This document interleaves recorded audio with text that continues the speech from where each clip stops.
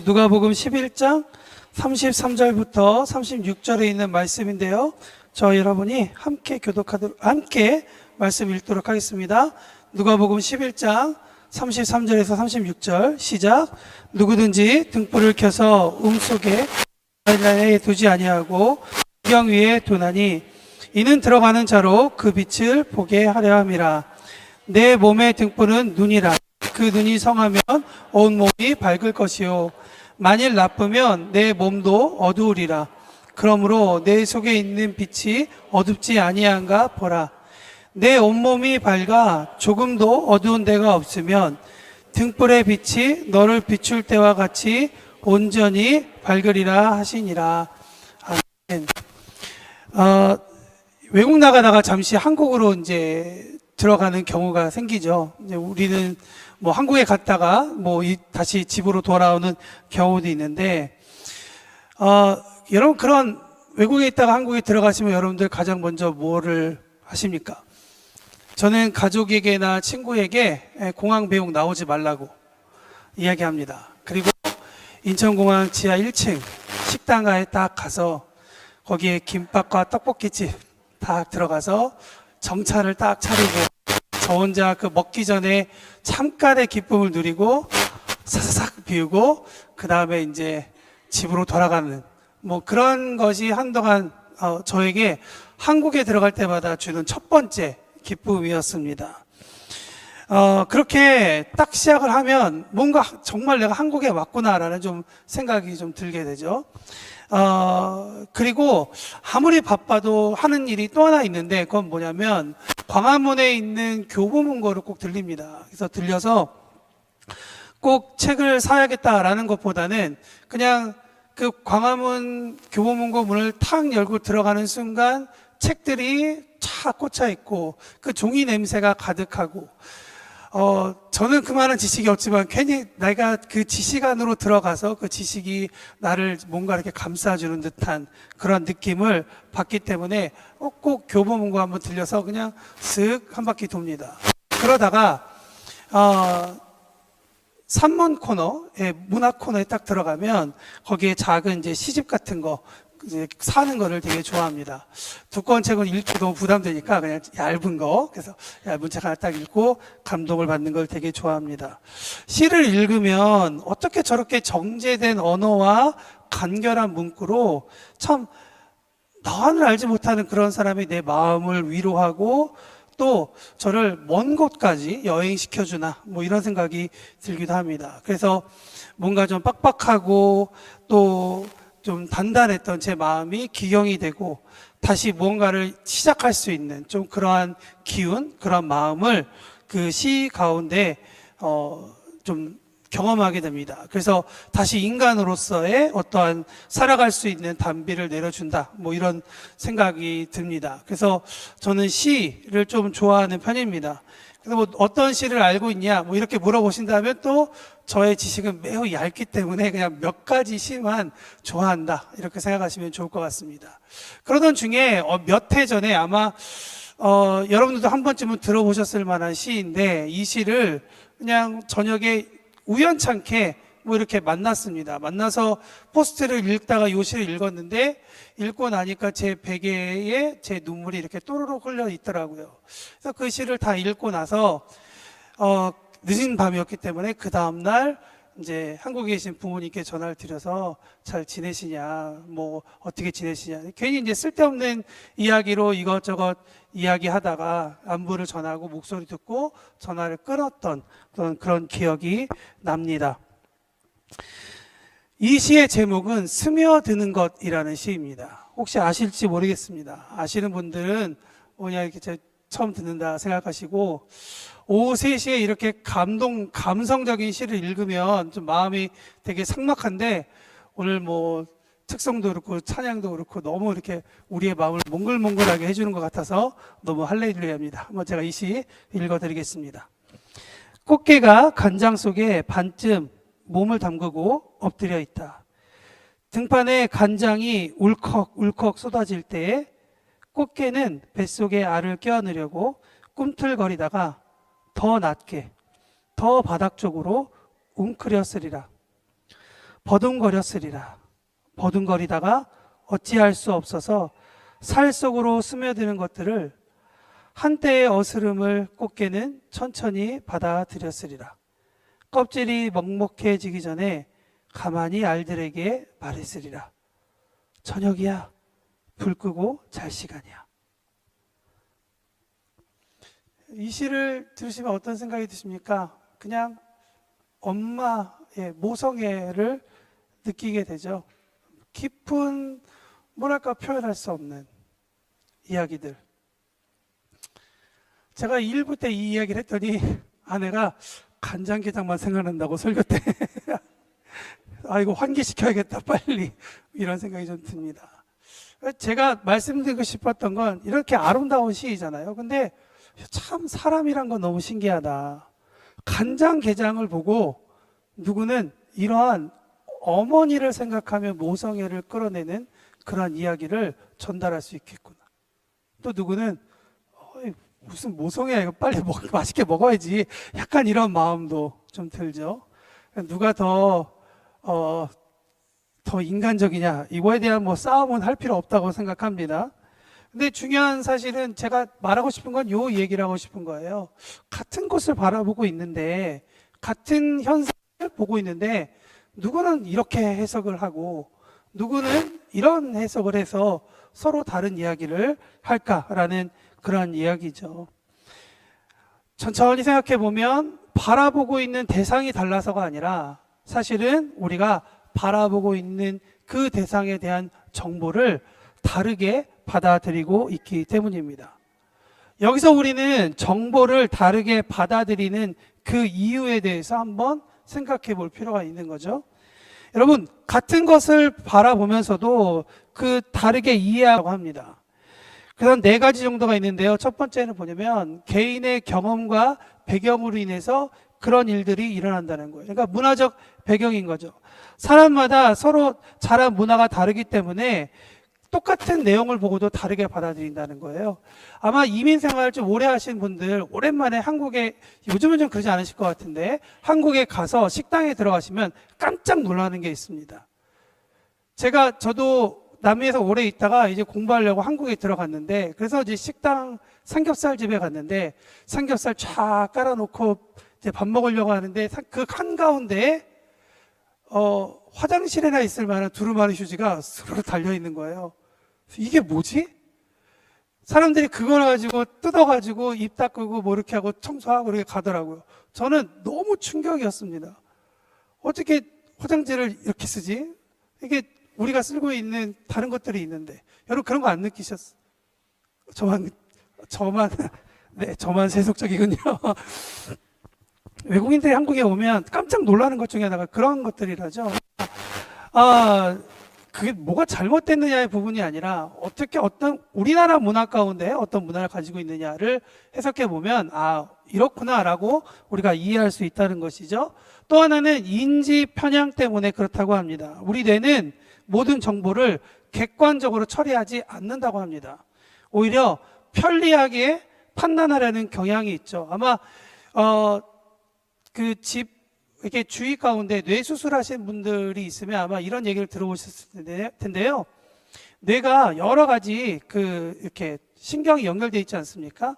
신경이 딱 끊어져 버리면 뇌가 더 이상 그 신경을 바로 못 잇기 때문에 신경을 이어야 돼서 가장 짧은 길로 뇌가 막 움직여서 서로의 신경을 잡아준다고 합니다. 그러니까 뇌라는 아이의 자체는 어떻게 하든 빨리빨리, 그러니까 나의 편리함을 위해서 움직이게 된다는 거죠. 정보도 마찬가지인 거예요. 그러니까 좋고 나쁜 걸 떠나서 나에게 편리한 것을 먼저 받아들이게 되는 것이 그러한 부분이라는 거죠. 세 번째는 감정과 심리 상태입니다. 그러니까 현재의 감정 때문에 어떤 정보에 대해서 이렇게도 받아들이고 저렇게도 받아들인다는 거예요. 오전에 아내가 있어서 제가 이 얘기를 못했는데 제 아내가 이렇게 같이 있을 때 어떨 때는 이렇게 같이 이렇게 다니고 뭐 손 좀 잡고 하면 막 좀 그래도 좋아할 때가 있는데, 어떨 때는 옆에만 가다 서면 덥다고 저리 가라고 막 이럴 때가 있습니다. 왜? 그냥 사람이 바뀌어서 그런가? 내가 바뀌어서 그런가? 아직도 첫 번째 단추를 못 잠글 만큼 이렇게 통통해서 그런가? 뭐 이런 생각을 하게 되죠.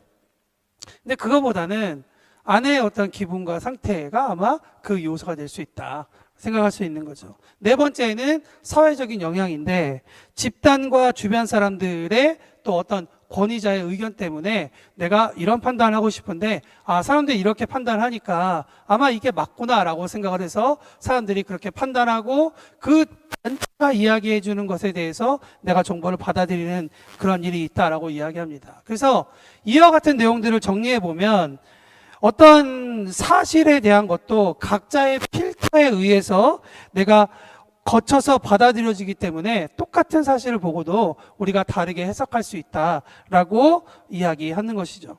근데 저는 이 내용 가운데 한 가지 중요한 것이 있다라고 생각하는데요. 그것이 무엇이냐면 필터라는 단어인 것 같아요. 이게 무슨 얘기냐면, 이 필터라는 것이 어떤 상태이냐에 따라서 우리가 해석하고 바라보는 것이 그런 결정된다는 것이죠. 저는 이 필터를 세계관이라고 이야기하고 싶습니다. 세계관이라는 것은 사람이 이 세상을 살아가면서 어떻게 인식하고 어떻게 이해하는가에 대한 근본적인 관점과 틀에 대한 기본인 것이죠. 그래서 그것으로 인해서 우리의 가치관이라는 것이 생기고, 나의 신념이라는 것이 생기고, 나의 철학이라는 것이 생기게 됩니다.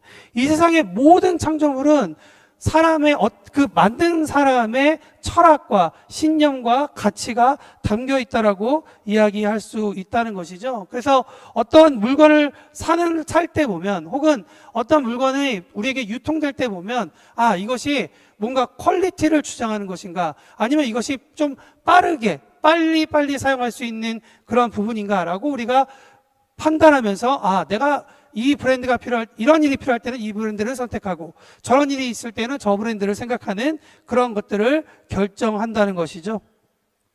여러분, 어떻게 우리가 바라보느냐에 따라서 이 세계관이 결정된다고 제가 말씀을 드렸는데요. 이것은 그냥 그래서 그렇게 세계관이 있구나라고 결정되는 부분이 아니라, 우리가 살아가는 모든 우리의 삶의 체계와 우리의 흐름이 그 안에서 움직이고 있다라는 것이죠. 그래서 바라보는 관점, 세계관, 이것이 그냥 어릴 때 학교에서 배우고 끝나지라는 것에서 끝나는 것이 아니라 우리 삶 전체, 우리 사회를 이끌어가는, 또 작게는 우리 가정을 이끌어가는 매우 중요한 부분이라고 하는 것이죠. 그래서 이 부분을 여러 번 강조해도 저는 지나치지 않다고 생각합니다. 그래서 이 부분에서 저는 한 가지를 더 우리 가운데 질문하고 싶습니다. 무엇이냐면, 우리가 만드는 모든 것들은 사실 이 마이크를 만들 때 이 마이크 만드는 사람의 이 철학과 어떤 세계관이 있겠죠. 그러니까 완벽한, 자기에게 주어진 사람 가운데 가장 완벽한 제품을 이 마이크를 통해서 그가 실현했을 거라고 생각을 합니다. 그렇다면 우리가 한 사람 한 사람 살아가고 있는 지금의 이 세계관, 여러분의 철학, 여러분의 가치도 완벽하십니까? 아니면 조금 더 이렇게 질문하고 싶습니다. 여러분이 생각하는 것과 여러분이 믿고 있는 것에 대한 기초는 무엇입니까? 그것이 정말 바른 곳에 기대하여서 우리가 그렇게 기초하고 살고 있는가라는 질문을 하고 싶습니다. 여러분, 발명가 에디슨이라는 사람을 알 겁니다. 이 사람이 100여 전구의 실용적인 이 필라멘트를 개발하기 위해서 1200번 정도, 아니면 아마 10,000번 정도의 실험을 거쳐가지고 가장 효과적인 방법을 찾아냈다고 해요. 그래서 이 사람이 했었던 유명한 말 중에 하나는 무엇이냐? 나는 실패한 것이 아니라 오히려 성공하지 않은 10,000가지 방법을 찾은 것이다 라고 이야기를 합니다. 여러분, 이 해석 참 너무 좋은 방법이죠. 근데 여러분, 제가 이 이야기에서 꺼내고 싶은 한 가지 주제는 무엇이냐면, 사람은 실패를 통하지 않으면 성공이라는 것을 경험할 수 없는, 찾을 수 없는 존재라는 것을 이 에디슨이 그 이야기를 하고 있는 거예요. 무슨 말씀인지 아시겠죠? 여러분, 그렇기 때문에 사람은 분명히 한계가 있는 존재라는 것을 에디슨은 이야기하고 있고, 우리 모두가 다 그 부분에 대해서 이해할 수 있을 거라고 생각합니다. 그럼에도 불구하고 에디슨이 우리 가운데 계속 이렇게 회자되고 있는 이유는 무엇이냐? 어떠한 실패라도 자기는 앞으로 나아가기 위한 새로운 한 걸음이다 라고 하는 세계관을 가지고 그가 걸어가기 때문에 실패하는 사람들에게, 실패를 맛보는 사람들에게 그렇게 도전을 주고 새로운 시각을 열어주는 그러한 일을 하고 있다고 저는 생각합니다. 그렇기 때문에 저는 저와 여러분에게 질문하고 싶습니다. 우리는 어떠한 세계관을 가지고 있는가? 우리는 어떠한 세계관을 가지고 살아가야 되는 사람들인가? 지금 대답하지 않아도 우리가 우리의 세계관에 대해서 정확하게 알 수 있는 방법이 있습니다. 그것은 무엇이냐? 우리가 우리의 삶을 되돌아보는 거예요. 우리의 삶을 되돌아보면 우리가 걸어왔던 그 길 가운데 수많은 나무들을 심었을 것입니다. 그리고 그 나무들이 우리가 생각하고 가치를 가졌던 것마다 그것에 합당한 열매를 맺었을 것입니다. 그러면 그 열매를 보면 우리가 어떠한 삶을 살았는지를 알게 된다는 것이죠. 오늘 본문에서도 예수님은 우리에게 그래서 그 일에 대해서 말씀하고 있다고 저는 생각합니다. 33절과 34절 말씀 우리 다시 한번 더 읽어보도록 하겠습니다. 시작. 누구든지 등불을 켜서 속에나 말 안에 두지 아니하고 등경 위에 두나니 이는 들어가는 자로 그 빛을 보게 하려 함이라. 내 몸의 등불은 눈이라. 내 눈이 성하면 온 몸이 밝을 것이요 내 만일 나쁘면 내 몸도 어두우리라. 주님께서 말씀하고 있습니다. 33절에 보니까 등불을 켜는 이유에 대해서 예수님께서 설명하고 계십니다. 여러분, 등불을 왜 켜죠? 어두운 방에 등불을 켜놓는 것은 방을 어두움으로부터 밝혀서 방에 대한 이해를 주기 위함이라고 생각합니다.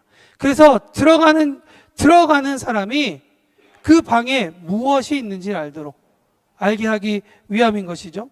그래서 그 사람이 그 안에 들어가서 그 방에 대한 이해를 갖게 하기 위함이라는 것이죠. 그런데 우리가 생각할 때 기본적으로 불을 켜서 어두운 곳을 밝히는 것이라고, 그랬기 때문에 불을 켠다라고 우리는 생각하고 있는데 예수님은 조금 다른 이야기를 하고 계시는 거예요. 뭐라고 말씀하시냐면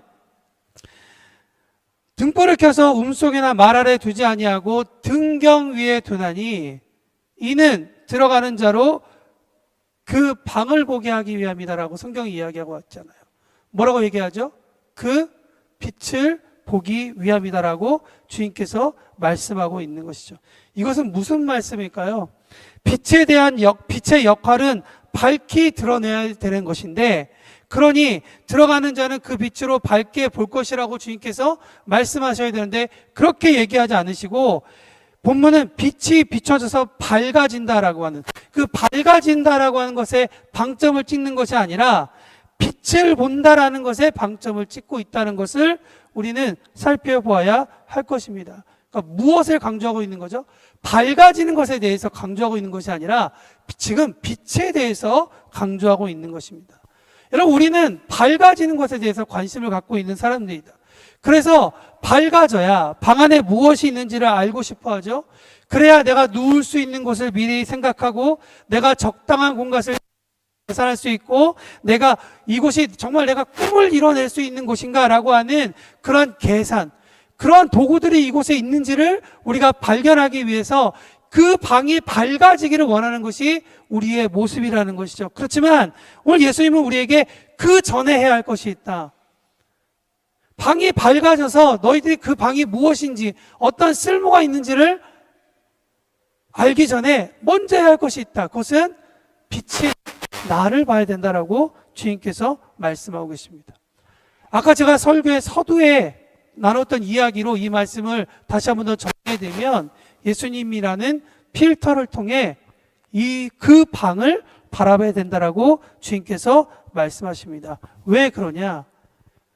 예수님을 통해서 우리가 그 방을 보아야 하나님께서 우리에게 그 방을 주신 의도와 그 목적을 분명히 알 수 있기 때문입니다.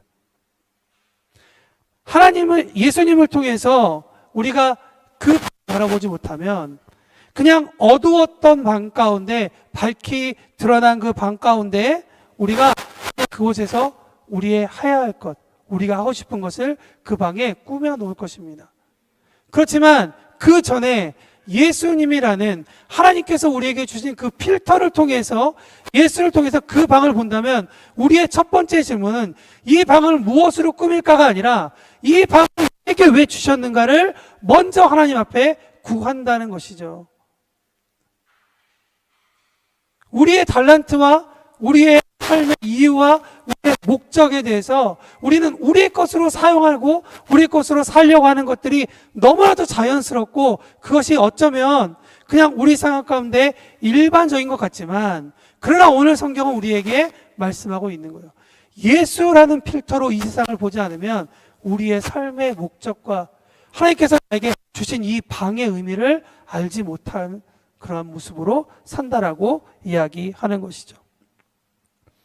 어두워졌던 방이 밝아지는 것도 의미가 있습니다. 그러나 더 큰 의미는 하나님께서 여러분에게 왜 그 방을 허락하셨는가에 대한 질문을 하는 것이라고 저는 생각합니다. 그래야 우리에게 주어진 이 방이라는 공간 가운데 하나님께서 주신 가르쳐 주심, 하나님께서 주신 영감, 하나님께서 주신 해석을 통해 그 방의 쓸모를 우리가 알 수 있기 때문입니다. 우리는 그 종이라고 하는 정체성도 가지고 있습니다. 여러분, 종은 주인의 명령을 따라가는 사람이죠. 선한 종은 자기가 결정해서 일을 하지 않습니다. 주인이 종에게 하라는 것을 하는 것이 선한 종입니다. 그러나 그 종은 자신의 달란트를 통해 더 깨끗하게 하거나 더 아름답게 꾸밀 수 있는 일은 할 수 있는 것입니다. 여러분, 유익한 종으로 주님께서 우리에게 보내주신 그 일, 그 방을 어떻게 사용할지 먼저 생각해야 되는 것이 아닐까 저는 생각합니다. 사랑하는 성도 여러분, 함께 예수님을 먼저 바라보는 저의 삶과 또 우리의 삶이 되기를 축원합니다. 우리가 주일마다 스스로 죄인이라고 주님 앞에 고백하고 하나님께 나아오는 것은 24시간, 하루, 일주일 동안 예수님께서 다스리시는 예수님의 세계관으로 우리가 살지 못한다는 것을 너무나도 잘 알고 있기 때문에 우리가 오늘도 예배드리면서 우리는 죄인이라고 고백하는 것입니다. 우리 스스로 100%는 그것을 이루어낼 수가 없는 것이죠. 그러나 중요한 것은 무엇이냐? 그렇기 때문에 다시 예수님의 이름으로 힘입어 우리가 주님 앞에 돌아가는 것입니다. 예수님께 돌아가는 것, 예수님께 돌아서는 것, 그것이 우리 가운데 필요하다는 것이죠. 그래서 우리가 해야 할 일은 무엇일까요? 35절 말씀에 그 말씀이 있다고 생각합니다. 35절 말씀 다 같이 읽어보겠습니다. 시작.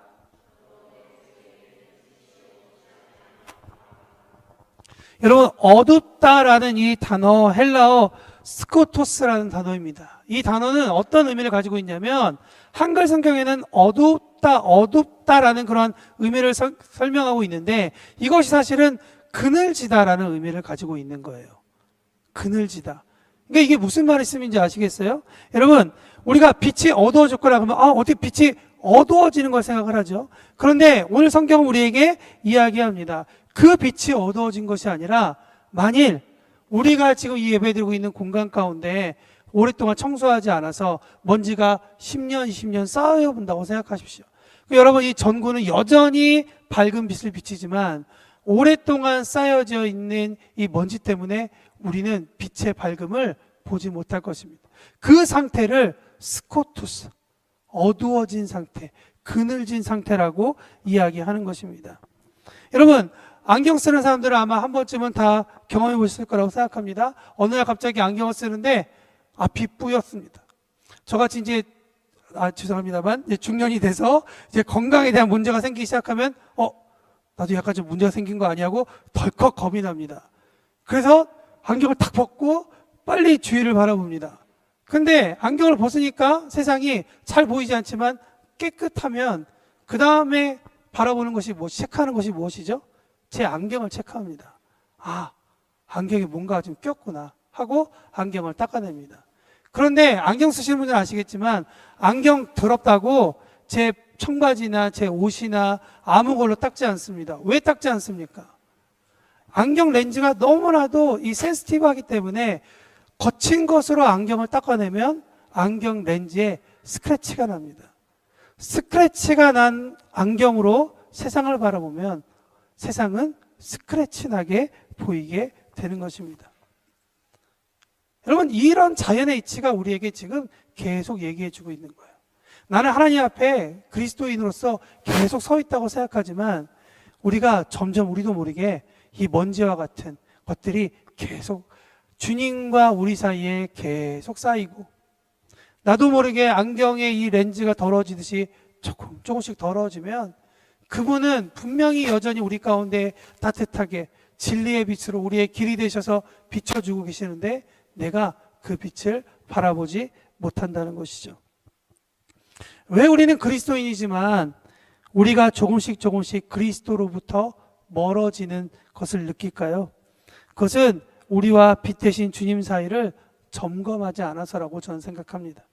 언제 뿌옇게된지도 모르는 안경처럼 서서히 가려져 있는 우리의 모습이라는 것이죠. 그래서 변질된, 다시 말해 죄악된 세계관으로 우리가 세상을 해석하고 바라보고 받는 정보로 생각하고 있지 않나 생각해 봅니다. 그래서 예수님께서 36절에 이렇게 말씀하십니다. 내 몸이 밝아 조금도 어두운 데가 없으면 등불의 빛이 너를 비출 때와 같이 온전히 밝으리라. 쉬운 성경에 보면 이렇게 써 있습니다. 만일 내 온몸이 빛으로 가득 차고 어둠이 없다면 등불이 그 빛으로 너를 비출 때 처음처럼 온전히 빛날 것이다. 말씀을 마칩니다. 이제 이번 주 토요일이면 아까 말씀드린 것처럼 임직식을 통해 임직식을 하게 되고 다음 주일이면 교회 창립 46주년을 맞이합니다. 저는 지난 4주 동안 여러분들과 함께 이 부분에 대해서 고민하면서 함께 말씀을 우리에게 주어진 본문 가운데에서 나누었습니다. 첫 번째 주에는 우리가 기독해 해달라고, 두 번째 주에는 성령 충만케 해달라고, 지난주에는 우리가 주님께 순종케 해달라고, 그리고 오늘은 우리가 보게 해달라고 주님 앞에 간구했습니다. 그리고 그 말씀을 여러분과 함께 나누었습니다. 사랑하는 우리 로마니 교회 성도 여러분, 그리고 교회된 여러분, 이제 우리는 46주년을 지나 새로운 시즌으로 지나가는 이 길목 가운데 서 있습니다. 이 교회가 얼마큼 더 유지되느냐에 관심을 갖기보다 오히려 하나님께서 우리의 교회를 통해서 무엇을 원하시는지 예수님의 그 필터로 우리 교회를 바라보고 하나님께서 우리에게 주시는 이 기회와 이 시즌에 하나님을 기쁘게 해드리는 일로 우리가 세워졌으면 좋겠습니다. 그래서 기도하는 공동체, 성령 충만한 공동체, 주님께 순종하는 공동체, 무엇보다 예수님을 바라보며 즐거운 잔치를 준비하지만 또한 함께 은혜를 사모하는 우리 모두가 되기를 축복합니다.